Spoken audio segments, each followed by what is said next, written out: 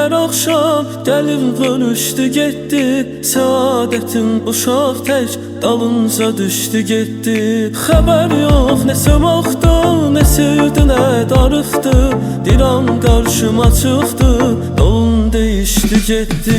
Ürək sənlə yaşlanıb, sənlə qocalmaq istər. Ümid sən ayrılarkən yanında qalmaq istər. Verəndə son qərarın, ömrümün ilk baharın. Əlindən ixtiyarın, gedərkən almaq istər.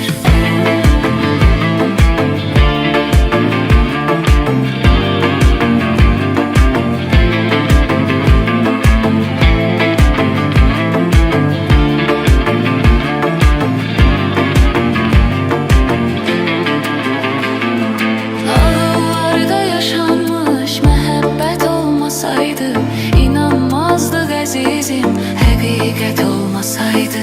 Rəvadırmı olanlar, bəs ağlımda qalanlar? Çox olmazdı yalanlar, zərurət olmasaydı.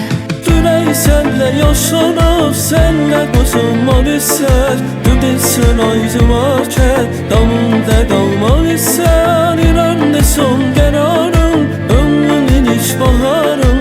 Əlindən ixtiyarı, gedərkən almaq istər.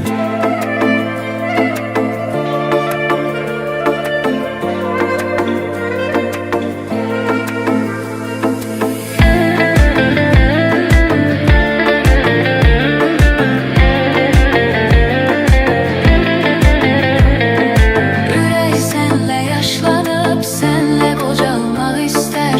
Ümid sən ayrılarkən yanında qalmaq istər. Verəndə son qərarın, ömrümün ilk baharın. Əlindən ixtiyarın, Gedərkən almaq istər. ürək sənlə yaşlanıb, sənlə qocalmaq istər. Ümid sən ayrılarkən yanında